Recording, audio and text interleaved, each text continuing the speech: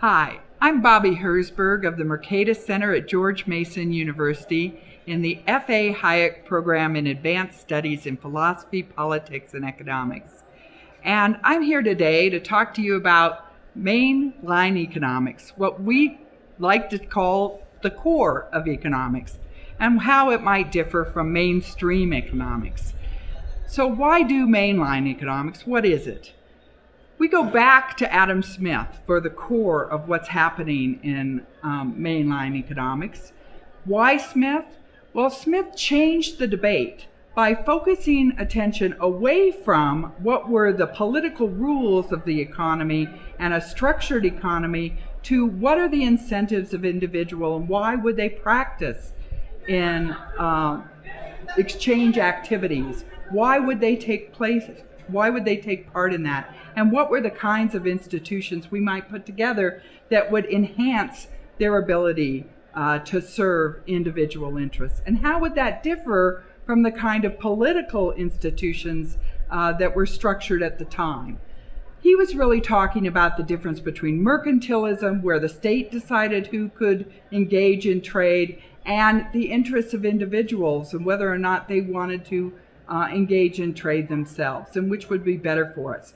From that time forward, we see the economy just takes off. So Adam Smith was clearly on to something. We take that, and then what is it that he was on to, and look at how modern economists, a certain group of them, have retained the focus on individual incentives, institutional arrangements, and the ability to self-govern in an effort to try to put context to the modern economy. Because many people thought, yes, that was fine for Adam Smith's time when trade was just starting, when the Industrial Revolution was just beginning, but today we have complex, very large, developed economies. How could we possibly use these concepts to understand that? So we look to other economists of today. So who are these other economists? Well, we start with F.A. Hayek and the Austrian School of Economics. Why? Because he focused on many of the same features that Adam Smith did: institutions, incentives, information, and ideas. He focused on how those would come together to create free exchange and improved economies. And he contrasted those with the growth of the welfare state and the growth of a state that was coercive, as he observed during the Second World War and in the expansion in relation to the financial crisis of the 1920s and into the 1930s. And so in studying those, F.A. Hayek gives us insights into how the modern economy can also be served by free market arrangements that allow people to find their own way to enhance what is in their interests and not to rely on someone else having to figure out what is in our interests. We also then turn to Jim Buchanan for his insights on public choice. What he demonstrated for us is that while you might want people that turn to the political arena to have better preferences and better attitudes and better objectives, the reality is that they aren't always as well enhanced. They aren't always benevolent. Instead, they are frequently self-interested in using the state for their own purposes.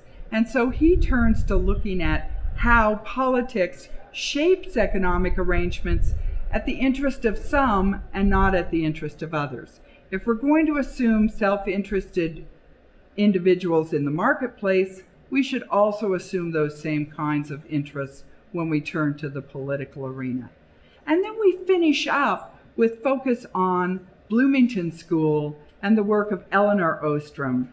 And the reason we do that is Elinor Ostrom demonstrated to us that even in the face of some of the challenges that public choice put in front of us, that people were capable of solving their own dilemmas, that there were institutional arrangements that they could create through self-governing institutions, that they would then allow them out of those dilemmas that they found themselves in. And she focused on some of the very most difficult types of environmental problems, resource dissipation, etc.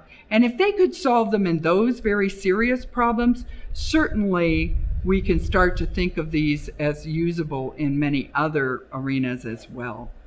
And so those are the three that we tend to focus on in the modern era to help us understand how mainline economics carries forward. First, F.A. Hayek and the Austrian school. Second, Jim Buchanan and the public choice analysis that suggests to us public actions are not different than market actions in terms of incentives and self-interest. And the work of the Bloomington School and Eleanor Ostrom on institutions shaping through self-governing arrangements. And so that is mainline economics.